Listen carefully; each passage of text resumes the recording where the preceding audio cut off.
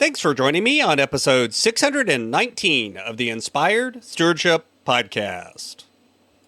Hey, I'm Matt Ham, author of Redefine Rich, and I challenge you to live richly by listening to the Inspired Stewardship Podcast with my friend, Scott Mader.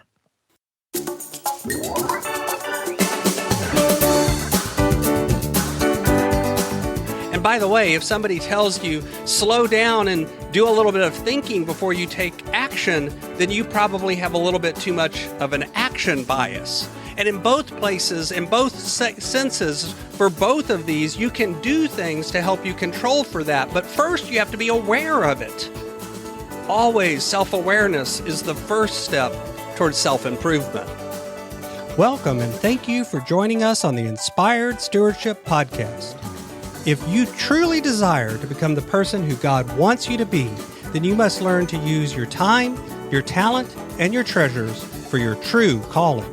In the Inspired Stewardship Podcast, you will learn to invest in yourself, invest in others, and develop your influence so that you can impact the world.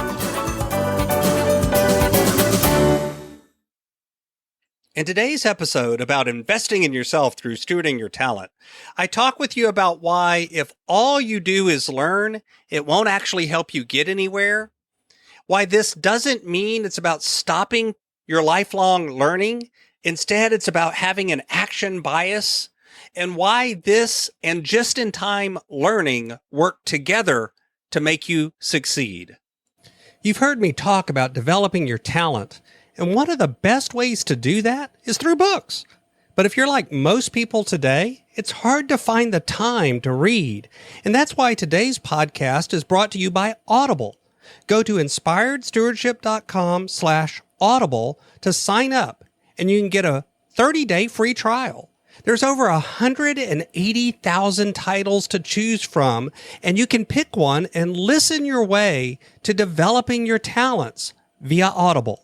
That's inspiredstewardship.com/Audible to get your free trial and listen to great books the same way you're listening to this podcast.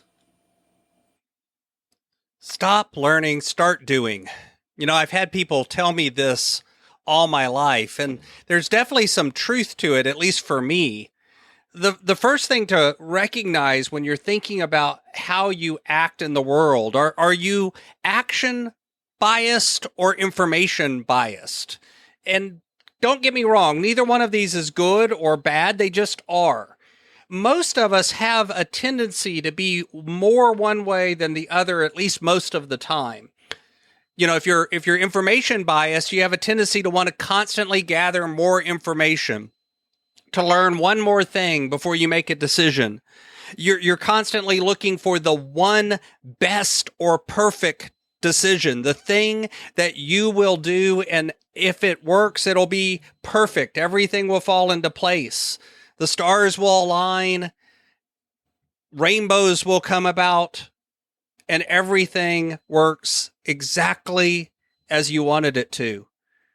And if you're more action biased, you have a tendency to act first and later worry about the consequences, to think about the choices after the action, to decide not what is the best thing to do, but rather to decide after you've done how you can now make this work. Now, obviously, these are caricatures and extreme positions. The truth is we all have a little bit of both. But when it comes to acting information biased or action biased, you probably have a tendency to be a little bit more one than the other most of the time. For me, I'm definitely information biased. I want to do all of the research. I've recently been looking for barbecue pits, and I've been doing weeks of research and watching videos and reading reviews and trying to find the barbecue pit that was the perfect balance of price and features. And eventually, I have to make a decision. Now, for me, I have certain tricks that I use to help myself force myself into a decision and taking action at some point. But this is important for you to recognize. If you're wired like me and all you want to do is constantly learn, you want to read the next book, study the next course, do the next piece of research, then you never take action and you never really get anywhere. The truth is, without action, you can't have real growth. You can't make a real impact. Now, don't get me wrong. This is not to say that I'm against lifelong learning. We should have a bias towards learning. We should constantly be striving to learn new things, but not at the expense of ever taking action. This is one reason that I love what I call just-in-time learning. See, I actually started thinking about buying a barbecue pit about 6 months ago, but I really didn't do any research until here in the last couple of weeks, because now was the time, coming into the summer, where it was the right time to go ahead and make a purchase, at least for me and our family. This was the just-in-time nature of learning. That's one of the tricks I use to help myself have an action bias. And basically, I set myself a deadline. I said, I need to make a decision before June 1st so that we can get the barbecue pit, have it here, get it set up before the bulk of the summer hits when I do a lot of the cooking outdoors. This was a way of tricking myself into taking action. Well, really not tricking myself, but setting myself up where the action bias would take effect because I had set a deadline. And notice I still did the research, I still did learning, but I set myself a deadline and I was only allowed to research a certain amount each day. I was only allowed to study so much. And then I had a deadline by which I had to take action. This, in my case, helped me balance that information bias with an action bias. It helped me take action and make a decision despite the fact that I'm still not 100% satisfied that I've read all of the reviews that are out there and made the one perfect decision, but I am satisfied with the decision that I have made. You know, on the other hand, if you have an action bias, you need to put some limits on yourself about making decisions sometimes. Whenever it's a vital decision, one that's really important and going to have a long-lasting impact, you need to decide how long you're going to force yourself to wait before you actually make that decision. Because, see, for you, you're going to have a tendency to want to act without thinking. And it's important to get some information. It's important to do some thinking. It's important to put in place some shelter so that your decision-making slows down a little bit in that case.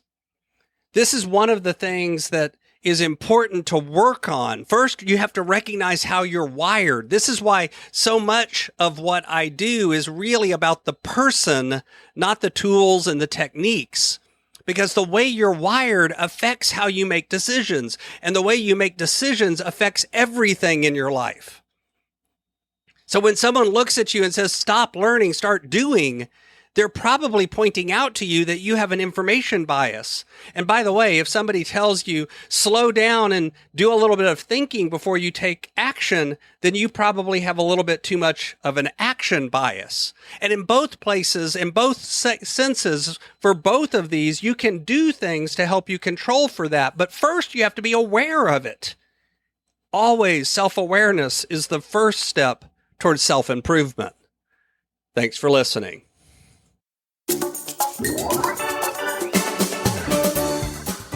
Thanks so much for listening to the Inspired Stewardship podcast.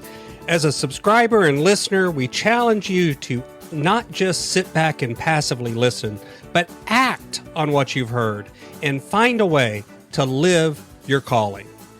If you like this episode on the stewardship of talent, you can go over to inspiredstewardship.com/talent and sign up for our 5-week series on the stewardship of talent.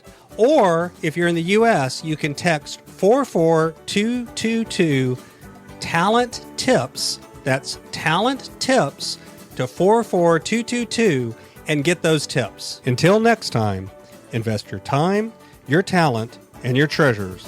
Develop your influence and impact the world.